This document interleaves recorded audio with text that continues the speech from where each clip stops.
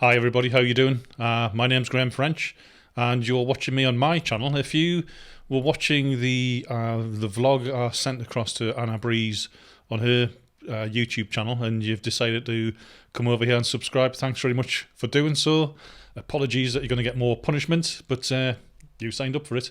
If you've just tripped across this, if there's been a suggestion by one of your so-called friends, or if it's been something that's been volunteered by YouTube, I can only apologise. But steel yourself, you might find some of this information hopefully quite useful. What I'm going to do is I've set up a little slide deck, a little presentation about some of the subjects I'm going to talk about. I've called this one the Tsunami, because that's what we need to be in order to stand up against this dictatorship of a government. Boris Johnson and his pals seem to have gone out of a bit of control. I think they seem to have gone on a bit of a power trip. Was it not Abraham Lincoln who said, "If you want to see the character of a man, give him power"? And I don't really like what I'm seeing. And I mentioned that back in Anna Breeze's channel. If you haven't seen it yet, go and have a quick look. I think it was the 13th or the 14th of August it was put out on. There's about 5,500 people viewed it so far, so thanks for that. Comments have been great. People have asked for a longer content and more of it, so here it is. Well, I've got no time limit on this. It's only 8 o'clock in the evening on a Sunday on the 16th of August, so we'll see how far it goes. But let's crack on. And let's get right into... Oh, by the way, before I do start, I've changed the lights a little bit because I thought it looked a little bit too dark. I think the sound was good enough. The quality of the sound seemed to be all right. I just thought it looked a little bit dark, so I've had a bit play about with the lighting setup. Bit of an inspiration from Roger Deakins, probably one of the best cinematographers of all time. So I'm not suggesting I'm anywhere near as good as him. So anyway...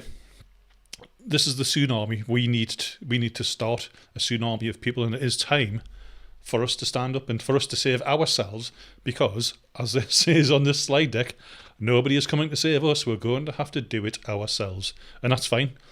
I mean, we've not, as a British nation, we've not been invaded by irregular armed forces for over 1,000 years, but I think we are getting invaded by a fifth column. From the inside, more of an infiltration rather than invasion, I would argue. So let's dive straight in, and let's crack on with this slide deck. Oh yes, safety notice. I've just put that there for a bit of a laugh. You know, if you've ever been in these large organisations, more and more what I tend to find now is that every day they have some sort of safety notice. So just to get a bit of housekeeping out the way, you know where the toilets are, because it's probably not too far away from you, unless you're on public transport. Best to find one. We're not expecting any fire alarm tests, so if you do hear a fire alarm, please make your way to the nearest exit, and do keep in mind your nearest exit may be behind you. Okay, so we've done the safety notes. Any questions? No, we've got no apologies for absence, so let's crack on. So I thought I'd just do a little bit about me, just a little bit about what I've done in the past and where I've come from. I've mentioned earlier in the previous vlog that I'm from Newcastle upon Tyne, which is in the northeast of England.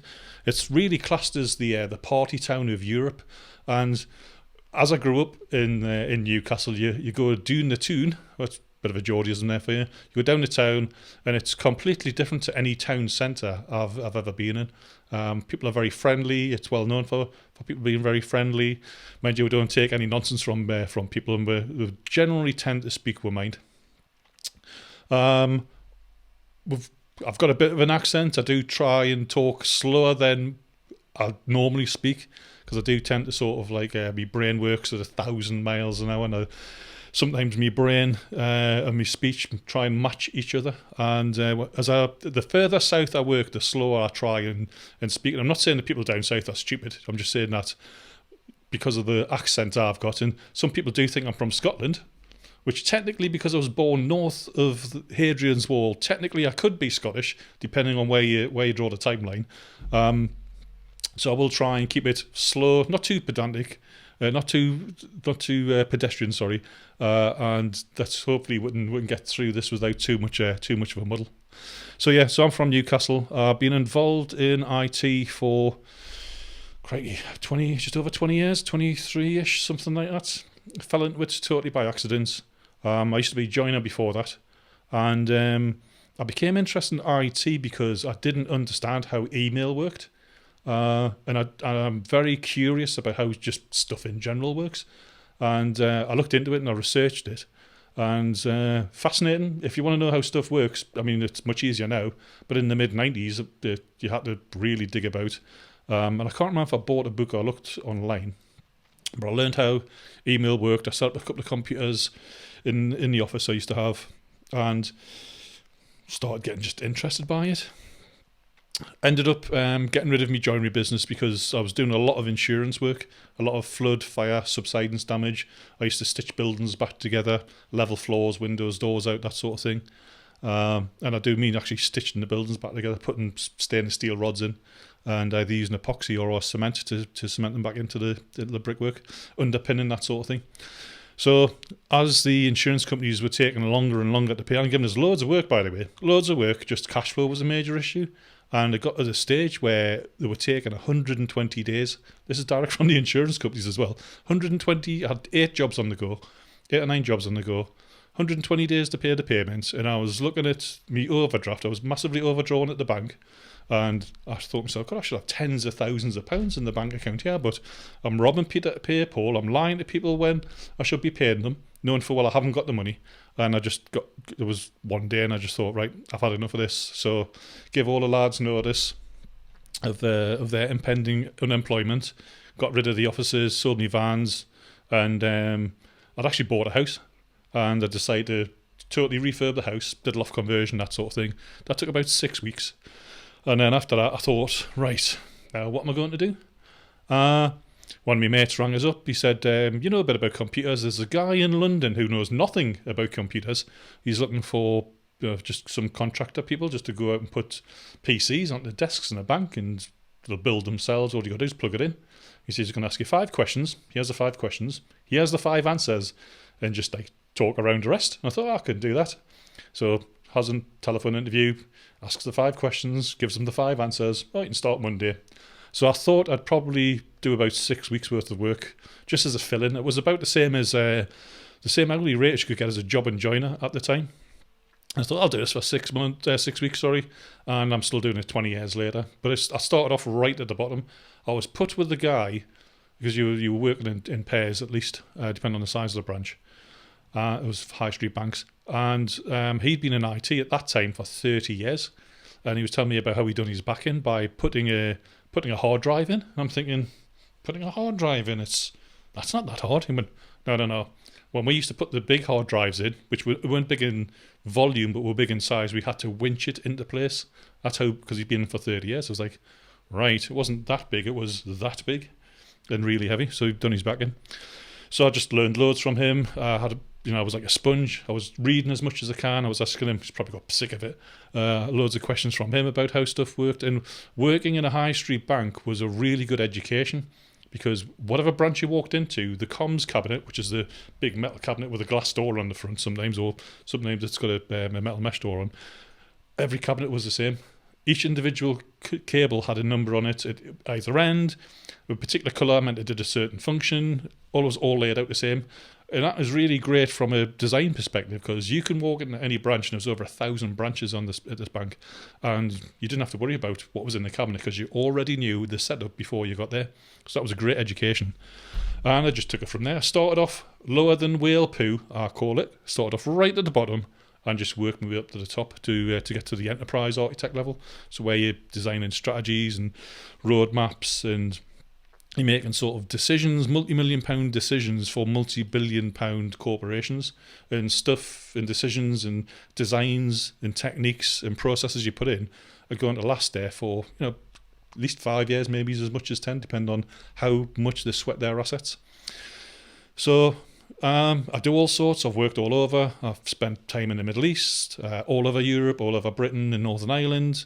Spent a bit of time in the States. I've worked in many different industries, and it's normally large businesses, large multinationals, or the larger end of government departments, and it's normally tens or hundreds of thousands of users. That's the sort of size of organisation I work for. Sometimes millions of users, and millions of customers or millions of users have used some of the stuff I've put in, and I design and implement and then hand over mainly infrastructure. And I do work with people who are the DevOps guys. These are guys that write the software.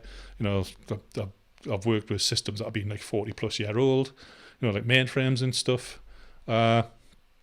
And pretty much anything that's in any from a technical perspective that's in these large organisations, I've either designed and put in, or supported, or troubleshot, or at least have a good appreciation of. There's not much in a modern day organisation that I don't have at least an understanding of, and that includes the cyber security side of it, the IT security side of it as well. I mean, I've even been involved in stuff like branding, and it's just, I've done old companies in their current site. I've done one company was 99-year-old, and they were opening up a new shop in the Trafford Centre. That was Selfridges, by the way. I've done quite a few mergers and acquisitions, usually multi-billions, usually international, and I've done VC, venture capitalists funded startups as well. Done a few of them, and I've done like new sites, or multiple new sites, or consolidation of sites and data centres, etc. And I've done stuff like, part of my job is also to do data centre and site evaluations, just to see when we're putting this tech into a certain site, if it's going to be good enough, if it's secure enough. And you do like site assessments, like, is it at the end of a runway? Some data centres are. Is it next to any petroleum or gas installations? You're just looking for clues that they might have a bad negative effect on the business. And I do things like disaster recovery, disaster avoidance, business continuity, backup and recovery, how to keep the lights on if a data center catches fire. You normally have 2 data centers these days, even in the cloud, because that's where I specialize. Cloud and virtualization is one of my specializations. And sometimes you have 3 data centers. You have 2 data centers acting as your main online with load balancing and active, and then your third data center is really your backup storage as well. And that can be also, all this can be done in the cloud. And what you get into these days is you're stitching clouds together. So you might have a bit of Amazon Web Services, a bit of Google, a bit of Microsoft, and you want to do your authentication and authorization of users and systems and processes across all of those, and sort of design those systems as well. So yeah, it can be quite complex. You've got to do a lot of research just to stay current. Amazon Web Services, they're pretty much leading the charge, but Google and Microsoft are playing catch up, but they're not that far behind. And new stuff comes out all of the time. It doesn't matter if it's AI, facial recognition, quantum computing. That's a hot potato at the minute. So you've got to read a lot, investigate and research a lot. You've got to do a lot of product evaluations, or solution evaluations, or service evaluations. Something I call the scores on the doors, where you give certain amount of numbers to certain positive or negative aspects of a service or a solution or a piece of equipment.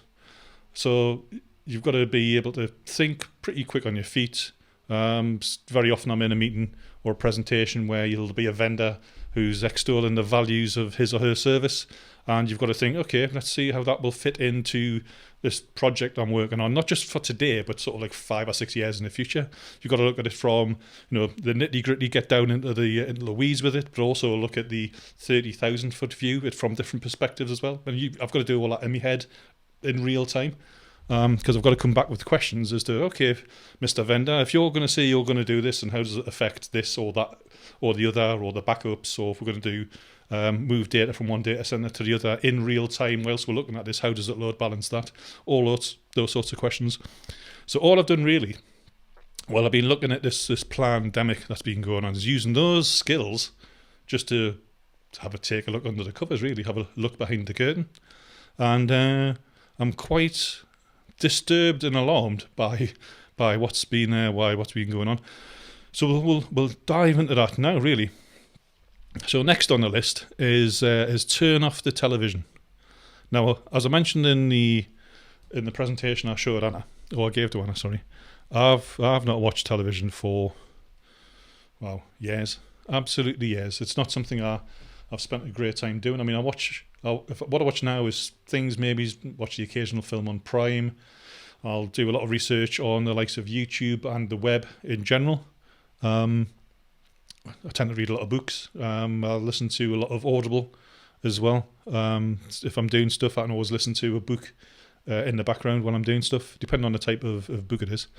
And but I would normally advise people, if you can, to stop watching likes of the BBC, legacy media. They've turned from reporters into activists, and not in a good way either. Very much left-leaning to far left-leaning activism. The BBC seems, and I've not watched that, for a long time now. And I don't watch terrestrial TV at all. I mean, I don't even have another TV license.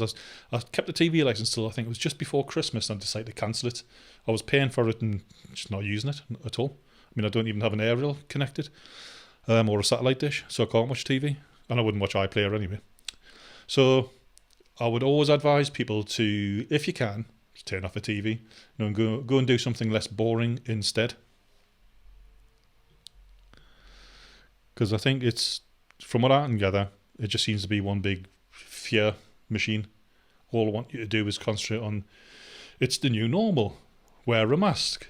Be scared of this. Be fearful of that. Be frightened of the other. I don't think that's their job. Okay. So let's get into the nitty-gritty of what I want to talk about. I'm going to mention stuff that I've talked about in the presentation in the vlog I gave to Anna, and that is the 80-20 principles, also known as Pareto's law, or the Matthew principles, actually in the Bible. And it goes something like, for those that have everything, more will be given, and for those that have nothing, everything will be taken away. It's something like that. Obviously, I read the Bible on a daily basis, obviously. But it's called Pareto's law. It's 80-20 principle. I tripped across this when I found a book. It was in Eldon Square, which is a shopping centre in Newcastle Town Centre. Wandered into this bookstore that was having like a 50% off, or maybe 75% off. And on the top was this book with 80-20 principle on. This is when I was my late teens, 18, 19, something like that. And I thought, 80-20 principle, I've heard something about that. So bought it, read it, and it was one of those times in your life where you can say to yourself, I was this type of person before this event, reading the book, and then afterwards I was this other type of person, because it sort of like just switched the light on in my brain. And once you know what you're looking at, you can see it everywhere. And as I mentioned, I don't know why it is a thing. It's just, I know it is a thing because I've seen it proven time and time again. And when I'm walking into these large organisations, I'm coming in cold, from the dock. I use the 80-20 principle all the time, because I know I need to look for the 20% of the people who produce the 80% of the stuff, whatever the stuff may be. The stars, I call them. Find the stars. They know where all the bodies are buried. They've got the insight into what's been going on. They know the who, the what, the where, and the why, and the how. And that's what I look for. So the reason I look effective is because I look for the effective people. It's no good going to the Muppets who don't know the backside from their elbow and just getting a tiz every 5 minutes. They're not the sort of people that are going to help you. They're the sort of people that are going to hinder you. And they generally tend to be in middle management. Not good. Anyway, I'm just going to take a bit of liquid refreshment. Oh, that's good on my throat. So, I mentioned in the earlier vlog that we don't need every single person in the population of Britain to wake up to this plandemic, scamdemic, the COVID-19 84, or Agenda 2030 or 2021 or what's been going on. There's lots of different people call it lots of different things. We just need to wake up about 4%, 20% of 20%, and I'll give you more than 50%. It's of the output, and these are just rough figures. It's not an exact science, although it seems to be a pretty exact phenomenon. And as I mentioned before, if you haven't heard it, I'll give a quick explanation of the 80-20 principle. If you just look around. Like around the universe, is one good thing is that 80% of the matter in the universe belongs to 20% of the stars. 80% of the films that we watch I'll say that again. 20% of the films that we watch belong to. I'll start that again. Take 7. 20% of the film stars appear in 80% of the films you watch. And when you're listening to the radio, 80% of those songs you hear on the radio will be created by 20% of the artists. And it's a weird thing. It is a weird thing, and I don't know how it is a thing, but it seems to be this universal law, Pareto's law, or this principle, that when you go into an organisation, it doesn't matter if they're producing widgets, or if they're selling insurance, or if they're making sales for yachts, what you'll find is 80% of the output of the revenue will be created or generated by 20% of the people that work there. It's just a thing, and I use it all the time. So, on my last vlog, I mentioned that I think 20% of 20%, which is 4%, is all we need in order to make some changes in this country, to push back against the this Johnson and Hancock dictatorship that seems to be forming. And I've came across some evidence for this because I just thought I better check this today, and I found something rather interesting, believe it or not, on the BBC website. So I'm gonna show you that now. If you're listening to this on the podcast, I'm gonna put this out as a podcast as well. If you go to my website, or if you want to look on YouTube, I'll also talk about other places you can find me on the interwebs as well. If you either go to my website, which is grahamfrench247.com, or I'll put it in the show notes underneath here, and I'll put it in other show notes wherever I post this vlog. I'll push this webpage out to it because it makes very interesting reading. I'm not going to read it all. I'm just going to show you some of it. Okay. So this is from the 14th of May. It's on the BBC website, and it's by a guy called David Robson, and he's put, and this is the important bit, non-violent protest. It must be non-violent. We can't be violent about this. You might want to sort of smash somebody's face in. That's not the way to do it. It's got to be a peaceful, non-violent organisation that we need to put together. We need to unify and be united across everybody. Doesn't matter if you're tall, short, got curly hair, straight hair, black, white, orange, pink, yellow, sky blue, pink with yellow dots on. It doesn't matter if you're left, right, in the middle. If you're an activist, hacktivist, a journalist, or if you're just the common man or woman in the street, you're part of the silent majority. We need to be united and unify behind the common theme of getting these dictators out of our country, out of running the country. So it's very important that we'll do this in a non-violent way, because you can't be acting like these BLM and Antifa rioters who are throwing bricks at the police and pushing over statues and defacing stuff. That's not the way to go about it. It gets you press, and if you're not on the far left, it'll get you the wrong type of press. The far left seem to have carte blanche just to do what they want and get away with it most of the time. It's got to be non-violent. I can't stress that enough. We can't use violence because it will get you absolutely nowhere. It'll get you in trouble more than anything else. So this, I haven't even read this. I've only read the first few lines, and that's all I'm going to do. I'm going to go through the first few paragraphs, and then I'll leave a link in so you can actually read it in your own good time. So headline is, non-violent protests are twice as likely to succeed as armed conflicts. And in Britain, we're not really allowed to have arms, well, weapons. It's not like the States where they've got the Second Amendment. And those engaging a threshold of 3.5%, and that's the important bit. It even states on this BBC website of 3.5%. So when I said 20% of 20% gives you about 4%, it looks like I was about right. So, it's a threshold of 3. So 4%, I would say, would be like that. That would be your threshold plus another 10% or thereabouts of the population have, and this is the important bit, never failed to bring about change. Never failed. So we don't need 75, 80 million, because I think there's a lot more than 68 million in Britain. We don't need 80 million or 50 million or 10 million. I reckon we need 3.5% of that. Even if it's 70 million, is what, like 3.5 million, 3.45 million up to about 2.45 million, up to about 3.2 million. So we need just add a bit in the P for plenty. We need about 3 to 3.5 million people to stand up and just say no in a non-violent manner. And it gives you a few examples here, a few historical references that you can go and check yourself. Like I'm always going to tell you, always do your own research. Don't listen to what I've got to say. I could just be a quack from anywhere, well, from Newcastle actually. Don't listen to me. Go and do your own research. Back up what I'm saying or what I'm intimating, so you know I'm not filling you full of nonsense. You can talk with authority on what I'm actually mentioning here. So in 1986, millions of Filipinos took to the streets of Manila in a peaceful protest and prayer in the People Power movement. That's something we should maybe look into. The Marcos regime, mind you, that Imelda Marcos, she had more shoes than anything else, folded on the 4th day. All right, I do remember that some time ago. In 2003, the people of Georgia ousted Edward, was that Shevardnadze? Was it Shevardnadze? Through the bloodless Rose Revolution. Maybe I should have practiced that name beforehand. In which protesters stormed the Parliament building holding the flowers in their hands. Okay, if that works for them, it certainly should work for us.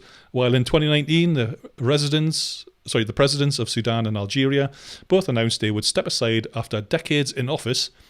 And this is something as well. We've had career politicians, and I think there should be a limit.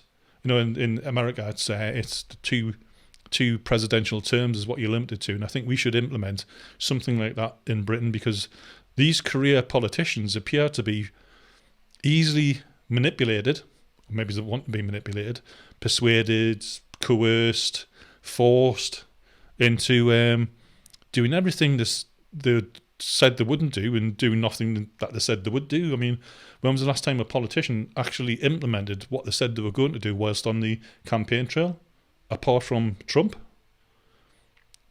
I can't think of anybody. It's like, yes, we'll promise the earth and we'll deliver nothing. I mean, the Armed Forces Covenant, for instance, how many times have we heard that? Don't worry, we're going to implement the Armed Forces Covenant, and you've got thousands of former troops living on our streets. I'm not happy about it, to put it mildly. Right, where were we? After decades in office, thanks to peaceful campaigns of resistance. And that's what we should be doing. Persistence and resistance. Because I think one thing that this COVID-19 lockdown has shown me, and I think has proven to other people as well, it's not the politicians in charge that are actually in charge. It's us, it's me, it's you. It's the people who deliver stuff to the shops. It's the engineers that are working on the power lines. It's the people in the factories and the shops and the restaurants who are actually running this place. It's not the politicians, it's not the councillors, it's not the police, it's not the fire brigade, it's us, everybody. It's the man and woman in the street. They're the people who run, and mainly the working class actually. They're the people who are running this country. I just don't think people have realised that. And it's us, the people, who have the power, the working class. And I don't know if you've ever watched or read 1984, but Winston Smith, that's a protagonist in 1984, that George Orwell, his main character. And he mentioned the fact that, it's the working class, that if they just realised what they're doing and stood up, they could ruin the place. It's and it's the 1% that actually run, in its 1984 novel, it's the 1% that run everything. It's over 80% of the working class that actually can run the place. They just don't know it. They're being sort of misdirected with games and alcohol. They don't really think about anything apart from their daily lives, which is fine. But that's that misdirection. It's that concentrating on the here and now and not raising your eyeballs a bit to the horizon just to see what's just over there. And I think that's what we should be doing. We should be, the working class. I mean, I've been working class all my life, but probably before I was born. But we need to just raise our eyes a bit, to look a little bit to the horizon, to just sort of stand back, take a 30,000 foot view and I do this all the time, and just stand back and look at the landscape, and we can change this. We only need 4%. I think, judging by what I'm looking at on Twitter and the people I speak to in the street and on the phone and in the shops, we're probably there already. I just think we need to organise better. We need to unify better. And I don't think it would take too long to do this. Anyway, by the way, I do go off on a bit of a tangent, but hopefully I'll come back to where I was, where I started from, without going a little bit too far. All right, there's some lines here. You might also enjoy 10 simple ways to act on climate change. I've got some major information on this man-made climate change panic. I've already started on I mentioned, I don't know if you've been looking at the comments on Anna's channel, but I've mentioned I've got some more content coming. I've been planning this for a while, actually. I just never sort of actioned it. I'm going to prove that this entire man-made, the seas are going to rise between 10 and 100 feet in the next 10 years is a complete scam. And I've got irrefutable proof from the banks themselves. And I'll tell you how you can also get that same proof yourself. And it's not going to take you long to do it. It's going to cost you zero investment in money and about 10 minutes of your time. And how easy it was to prove it is quite scandalous. Because none of these investigative journalists, well, activists, have bothered to do that because they're on the same bandwagon. So I've got an easy, disprovable method and process of how to show that banks are just scamming us and the government, obviously, and making trillions of pounds. Well, that's the potential to make for these people to make trillions, the banks, to make trillions of pounds and dollars and euros out of mugs like us because of this made-up pandemic, and the UN's in on it. And again, I can easily prove that, but Greta's not in a handler, so I'm going to like what I've got to tell you. Anyway, let's move on. Words to get what you want. That sounds a bit manipulative. Right, how the views of a few can influence a country. So I might look at that as well later on. So in each case, civil resistance by ordinary members of the public, that's us, trumped the political elite, that's them, to achieve radical change, which is stop this bloody nonsense. That's what we need to do. There are, of course, many ethical reasons to use non-violent strategies, mainly because it won't get you anywhere. And I always say to people, you can always resort to violence. It's always there in the background. And not many people know this, or a lot of people don't realise this, especially women. When two blokes talk, there's always the possibility of violence, especially if it's about a contentious issue. And I explain this to people, and once I explain it to people, go, oh yeah, you're right. So if you're having a debate, a conversation about something that's quite contentious, you could lose your temper over it, or you could get quite heated. There's always, always, always the possibility for it to turn violent, but you don't have to take it to that level of violence. You can always stop there. Anyone can be violent at any time about anything, and that's the best place to not be. And that's why it's best to be peaceful.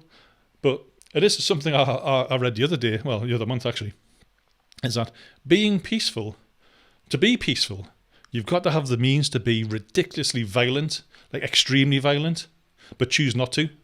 Because if you don't have the ability to be violent, you're not peaceful, you're harmless. And that's a major difference. Small but important difference. So you can claim to be peaceful if you're capable of extreme violence. And that's the thing with blokes. A lot of men, or certain percentage, and probably 20%, have got the capability to be extremely violent, but decide not to be. And I'm a big fan of Jordan Peterson, and he mentions something about this.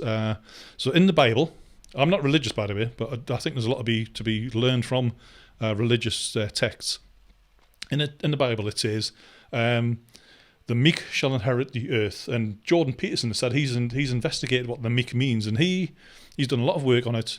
And he thinks the word meek has been misinterpreted or mistranslated from the I think it was Greek he mentioned originally.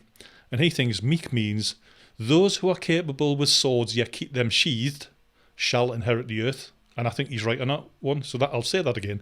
Those that are capable with swords yet keep them sheathed shall inherit the earth. As in, it's generally men. Men who are capable of violence yet decide not to shall inherit the earth. And this is the important bit. I think if we're going to start this movement, unify, be united, I don't know what you want to call it. If we're going to do this as a populace, as coming together as a people, it's not just working class, it's every class. We need to be non-violent. We need to be capable of great violence, but keep your sword sheathed. We don't need to be, but we can be. You can always go to violence at a later date if you need to, but I don't think we do. So let's get back to the text. Like I say, I will go off on a tangent and hopefully sort of steer myself back to it. There are, of course, many ethical reasons to use non-violent strategies, but compelling research by Erica Chenoweth, a political science at Harvard University, confirms that civil disobedience is not only the moral choice, it is also the most powerful way of shaping world politics by a long way. And that's what we need to be. We need to be civilly disobedient. Looking at hundreds of campaigns over the last century, Chenoweth found that non-violent campaigns are twice as likely to achieve their goals as violent campaigns. And this is where these BLM and Antifa rioters just don't get it. And I'm seeing this a lot. I'm keeping an eye on what's happening over in the States, around Portland and Chicago and New York. And at the moment, this time of recording, you've got these Antifa left-wing activists going around and they're with the megaphones and they're threatening people in suburbia, saying, if you're white, you need to move out and give your house to a black person, with the threat of violence as the undertone. And these are people who want to, especially in Portland, I think we're on day 77 now, of violence, where they're throwing rocks and paint and objects at the police and trying to burn the courthouse down in Portland, using lasers to blind police officers and federal agents. And I think there's about 3 of them have got permanent eye damage at the moment, and which is not acceptable in any way, shape or form. But all they're achieving, apart from thousands, hundreds of thousands or millions of dollars worth of damage, all they're achieving is annoying people, and they're radicalising people against them. So again, this is why I can't sort of stress enough, everything we do to stand up against this government must be non-violent. We can't stand that. We can't be partaking in violence, in a violent movement. Anyway, back to the script. So, although the exact dynamics will depend on many factors, she has shown it takes around 3.5% of the population actively participating in the protests to ensure serious political change. And that's what we need. We need serious political change.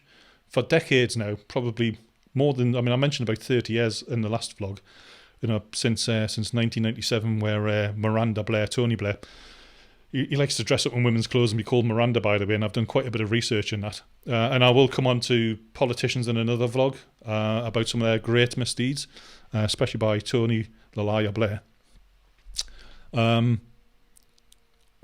We need to get these career politicians out of politics.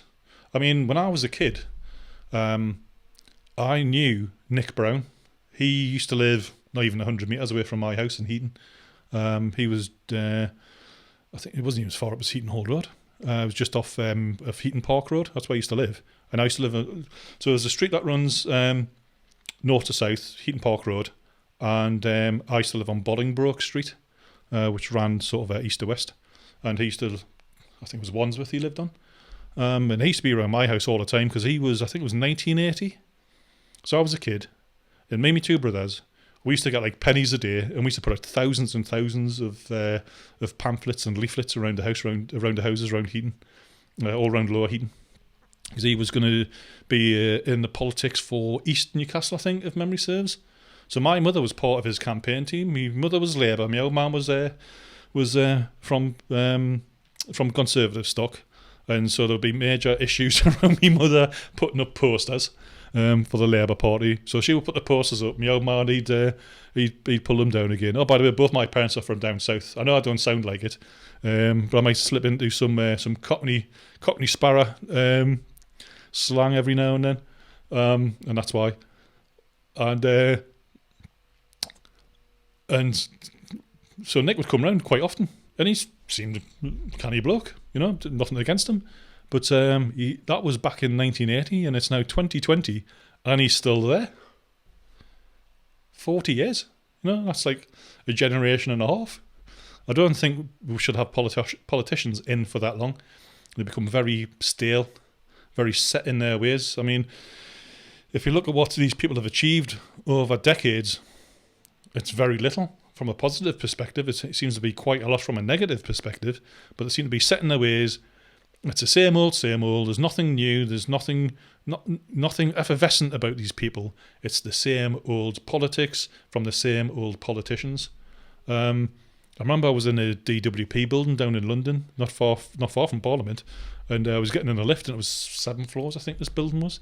And I've been in loads of government buildings, and this one was just up from the Westminster Church, and the doors opened, and there was Ian Duncan Smith in the lift. And I just remember thinking to myself, you know what it is?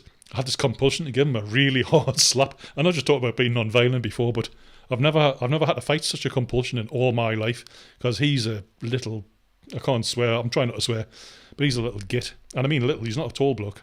And I must have given him some look, as in, I really want to slap you, mate, at the very least, but it was full of people. And I thought, I don't want to get done. There's too many witnesses. So it gets in. I'm standing near the doors because there's lots of people. And it stops at, I was going up to the 7th floor, I think, but it stops at the floor before that. And he gets out and he deliberately brushes on purpose, past my shoulder. Honestly, if you're watching this, Ian, you come that close to getting a good beating, mate. Maybe it's next time. Anyway, if I don't mind going to jail, because, I'll do the time, that's for sure. But yeah, I've met a few politicians in my time. And yeah, they're just odd personalities. I'm not surprised that these people are easily manipulated. That the likes of Savile and Epstein and Ghislaine Maxwell, these people are coerced and blackmailed and told what to do. And I think that really is where we are today. I don't believe Boris is really in charge. I don't think Dominic Cummings is really in charge at all, really. It seems to me they're getting told, given the playbook by a third party or third parties. If you just look around the globe at what's happening, it's highly unusual to have the same set of circumstances, the same set of mandated rules and laws, almost virtually identical, all at the same time. That's highly unusual. And on the flip side of that, I think what there is a dearth of is nobody's really pushing back from a political perspective. There seems to be no noise whatsoever from the opposition against any of this. And so that makes me suspect, okay, there's very few people. I mean, we've got Nigel Farage kicking up a fuss about illegal immigrants invading, literally doing beach assaults on a daily basis, dozens of them, getting put up in 4-star hotels while we've got veterans still by the thousand living on the street. There's very little opposition to what the government's doing, and the silence is deafening. And the question I'm always going to ask is, why is that? Why don't we have people from the political class standing up and saying stuff on the news? Not that I'll watch it, but I'm sure I would read about it, protesting about this themselves, rather than bigging themselves up or saying, yes, this is a jolly good idea, or saying they've been racially profiled and being stopped in London when they haven't been. And that's another thing. These politicians, these career politicians, not even the ones that have been in that long, they seem to be all about themselves. It's not about us. It's not about the populace. It's not about the constituents. It's about them.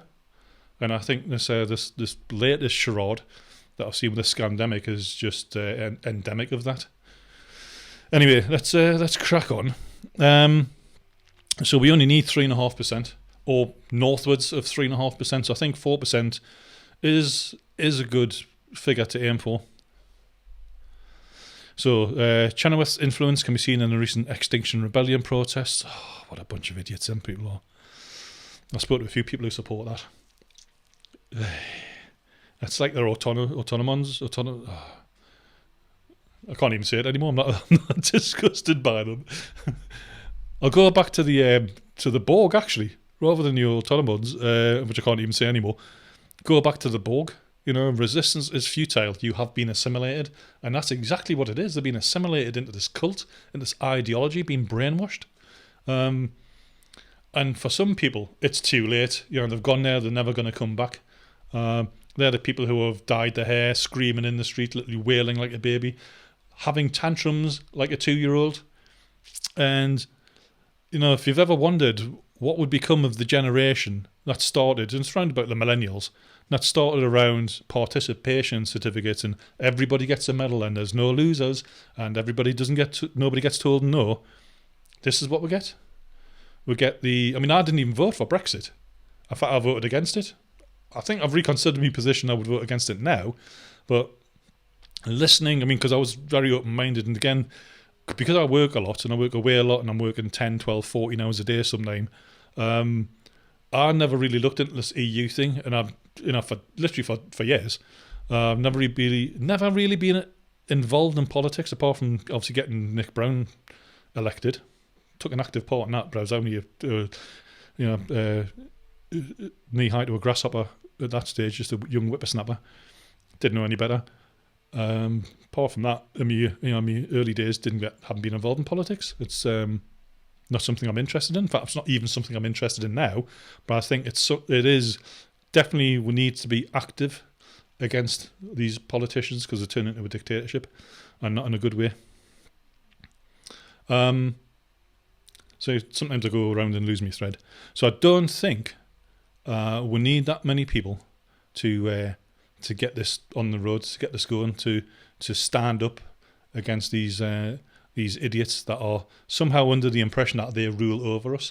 And you've got to remember, we elect these people into office, and they keep going on about power, and that's quite revealing, because we can't all fit inside the Houses of Parliament. You can't fit 60, 70, 80 million people in the Houses of Parliament. You can't even fit 650 in. It's too crowded. So we need representatives to represent us, and democracy isn't great it doesn't take into consideration everybody's viewpoint, just the majority. And it's not the greatest form of society, but as Churchill says, it's the least worst form of society. They are placed in that position, in that office, to represent our interests. And we elect them, or we should elect them, on the basis of what they said, their manifesto, what they are going to do. And how often have you managed to sort of weigh up the scales of what they said they are going to do and measured up against what they've actually done? And it's never the same. It's never anywhere close. It's promise the world and deliver nothing. We'll do this, we'll do that. We'll look after the veterans. We'll sort out the NHS. We'll give you the moon on a stick. Nothing happens. Not at all. Veterans are still living on the streets. NHS is God knows what they've been up to in the last 6 months, but they haven't been curing people, they haven't been looking after people, they've been too busy putting TikTok dances together and stopping people from going and seeing the GP. So that needs to be investigated in as well. So yeah, we need to get these politicians out. We need to unify. We need to work together in a cohesive fashion. We need to stop pulling and pushing against each other. And that's what I see a lot from the government, is that they're trying to set person A against person B, this type of person against the other type of person, because when you're too busy infighting, you're not really keeping your eyes on the prize. You need to, again, it's head down, not looking at what's going on, just getting through the daily grind, just getting on with it, or just trying to keep your head above water. We need to, again, raise up your eyes, take the 30,000 foot view, look at the horizon and just see what the hell's going on, and we need to work together in a coordinated fashion. Because one thing these politicians don't want is a unified populace, because that's one thing they are very scared of. Because if we unify, be united, work together as a team, nothing can stop us. Nothing. There's millions and millions, tens of millions of us, and a few thousand of them. It is literally like trying to stop a tsunami, and that's why I've called this the tsunami. Anyway, let's not mention Extinction Rebellion again. So I'm not going to read too much of this, but it does say that this author's research builds on the philosophies of many influential figures throughout history. The African-American abolitionist Sojourner Truth, the suffrage campaigner Susan B. Anthony, the Indian independence activist Mahatma Gandhi, and the US civil rights campaigner Martin Luther King have all convincingly argued for the power as peaceful protest. And that's, again, I can't reinforce it enough, can't be violent, we can't be chucking stuff at the police. They're probably too busy painting rainbows on their faces and doing TikTok dances as well anyway. It's got to be peaceful, it's got to be organised, and it's got to be coherent as well. So I'm going to leave it there. I'm not going to drone on because I've already been. We're already at the 50-minute mark, and I've still got other stuff to talk about. But the next thing I want to talk about, and I'll put the links to that on various bits of social media, is I'm just going to do some bits of shenanigans here. Is the time to stand up, and that's really what we need to do. And I'm going to talk about, before I get into this bit, about how we get the numbers up. We're probably not far off anyway, but I remember a story. It's an old Chinese tale, actually, many years ago. I can't remember the details of it, but there's a guy who does something for one of the emperors. Emperor says, well, how can I... You'll probably have heard this already. How can I thank you? You know, what do you want? Treasure, concubines, whatever. And he says, no, just pears and rice. And what he said is okay, imagine a chessboard. 8 squares by 8 squares, 64 squares. On the first square, I want you to put 1 grain of rice, and that's 1 person. On the next square, I want you to double it and put 2 grains of rice, and that's me and you. And then on the next square, I want you to double that and put 4 grains of rice on, and so on and so on. 8, 16, 32, 64, 128, 256, 512, etc., 124, 1024. It's the same in IT. I'm not working this out. I've got this off by rote. So 1 person could be me. The second person could be you. And if we both get 1 person each, we're already on to 4 people. We're already on the 3rd square. But the reason why I'm telling you this is the emperor went, no problem, we'll do that. The problem is, because the emperor thought, this bloke's an idiot, there's not enough rice in the world to get to the 64th square. It's the exponential growth is too much. You can't get anywhere near the 64th. There's not enough sand on all of the beaches in all of the world to get a grain of sand that way. And that's what we must do. To get the 4% really shouldn't take us too long. I'm going to do something. You're watching this, so I'm presuming you probably want to do something, or you're listening to this. All we need to do is get 1 more person each. And we're not talking every day or every week, just 1 more person. And then get them to get 1 more person. And then get them to get 1 more person. And you're going to go from 1 to 2 to 4, 8, 16, 32, 3.2 million. It's not going to take that long. But we need to be coherent and just wake people up. And I think most people are already at least half woke. I think Boris is doing a great job of that, and Matt Hancock. The way they're handling this is nothing short of disastrous and criminal in my book. So that's what we need to do. Don't think of the big picture. I mean, be aware of the big picture, obviously. Don't worry about the 80 million people. Don't be stuck in what I call the analysis paralysis of how we're going to get 60 million people woken up. That's not important. What is important is the 4%. How we get to the 4% is 1 more person. And I'll talk about another vlog about how I fix stuff, how we're going with troubleshooting. But I'll give you a quick précis, a quick overview of it now.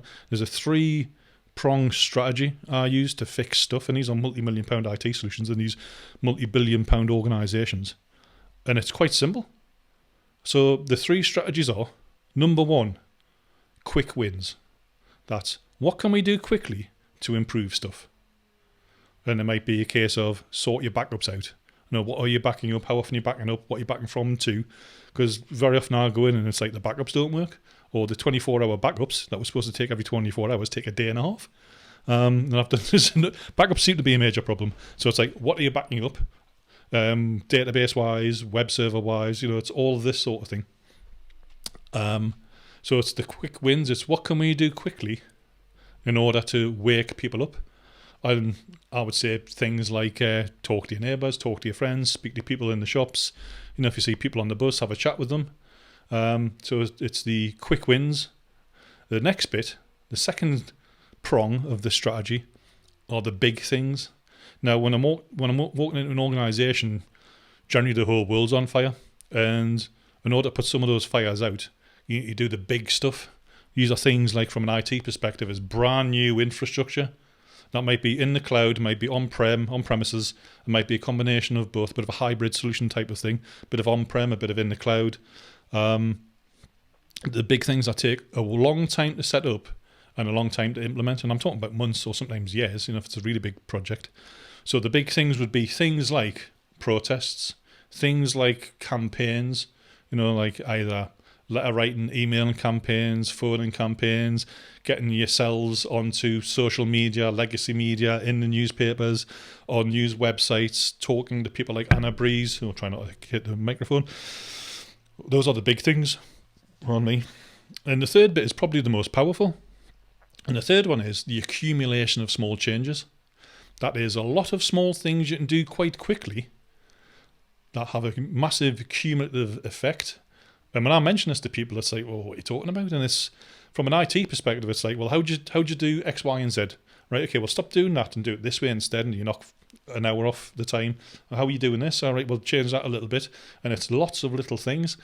And I stole this from a guy called, if memory serves, Dave Brailsford, and he was in charge of the Great Britain cycling team. And he mentioned, and I mean, the last few Olympics have done really well, he mentioned his approach, and it was things like taking their own pillows to the hotel, their own pillows. Each helmet for each cycle rider was crafted for that individual cycle rider.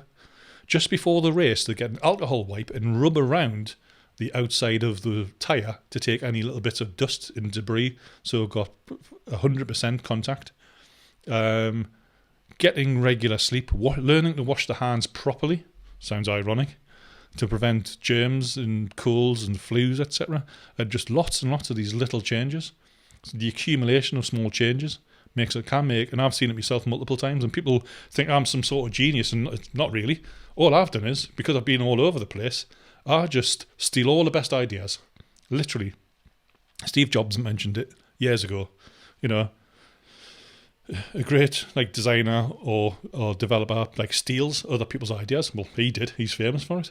So that's all I've done. Every time I go somewhere, I try and steal all their best ideas, and I've just accumulated it.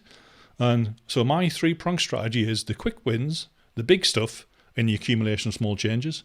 And you can start two of those, the quick wins and the accumulation of small changes, immediately. Now, I know a protest take a bit of time to set up and rallies, but we can start planning those whilst we're implementing the quick wins and the accumulation of small changes. So let's get back to the slide deck. We're knocking on an hour now, so if you wanted to listen to this for half an hour, apologies. So time to stand up. Okay. This is the main crux of it, is what is courage? Because it's going to take courage to stand up, and I'm seeing this a lot more now with the doctors in Spain and Germany and America, where they're now standing up and saying, hold on a minute, this is nonsense. And it has, and in Britain as well, and it has had a negative effect on their career. Some people have been sacked, but you've got to stand up to this tyranny. And courage isn't acting without fear; it's acting despite fear. I'll give you an example. My nana was 19, and even though she was from Pegswood, we've got family down in Ramsgate, and she was down there before the war.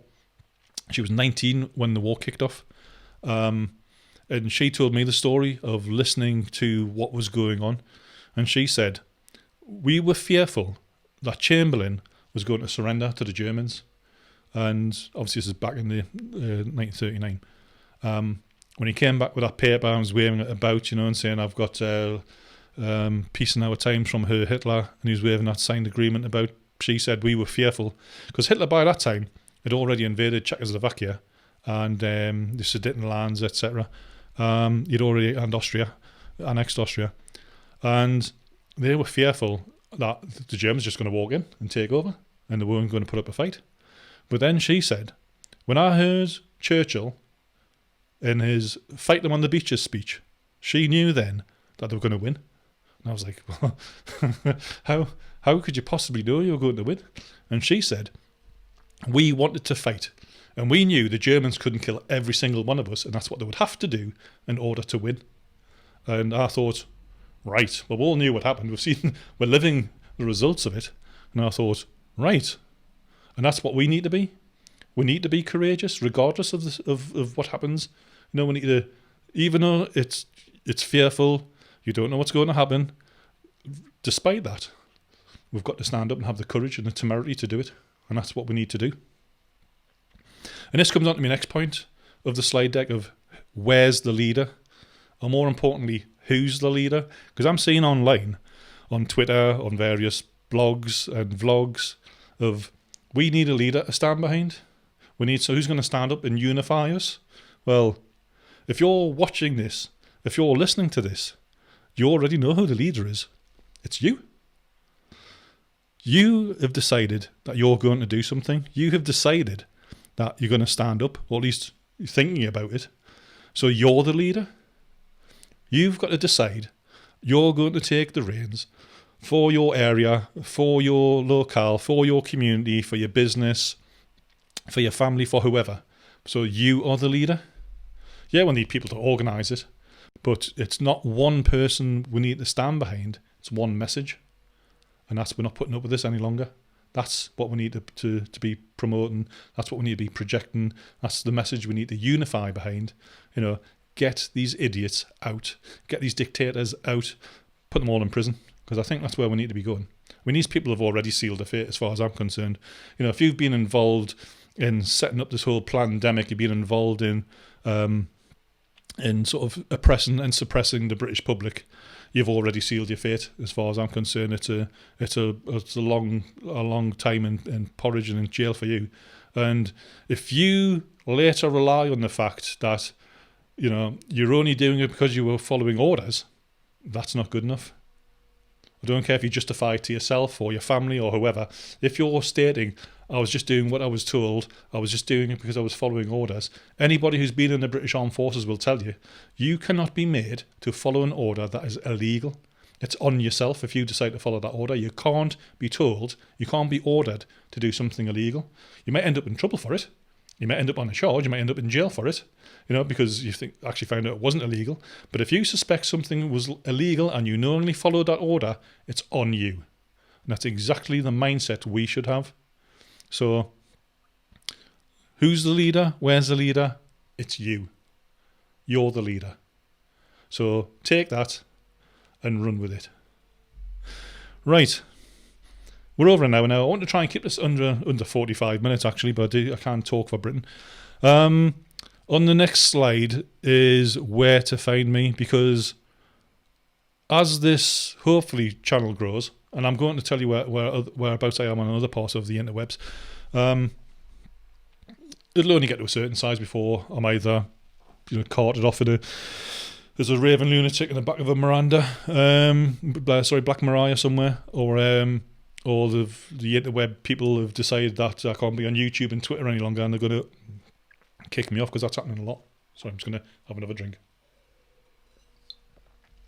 It's just diluted orange, by the way. It's non-alcoholic. So I'm just going to go through a bit of a list and where you can find me. So I've got my own domain, GrahamFrench247.com. It's just on Squarespace, but if Squarespace, they decide to kick me off, and I know they have done with the frontline doctors in America, which I'm not too happy about, but I've already paid for a year, so I will move that eventually. Don't worry, if that goes off, I can easily move it. I can have something up and running within 20 minutes. Like a WordPress site or something that's in the cloud. That's not difficult. It's what I do for a living. It might take us a bit of time to get the theme and all the graphics and the branding sorted out, but you can spin up these things in next to no time. And it's not just AWS, Amazon Web Services and Google and Microsoft. They're the big names, but there's lots and lots, thousands of other cloud providers. So even if you get kicked off YouTube or Squarespace or in Amazon, don't want to take it on because, they're a wet blanket as well. And, Bill Gates, I wouldn't give him, I've actually cancelled my Microsoft account, not giving them any more money. So I'm using alternatives to Office as well.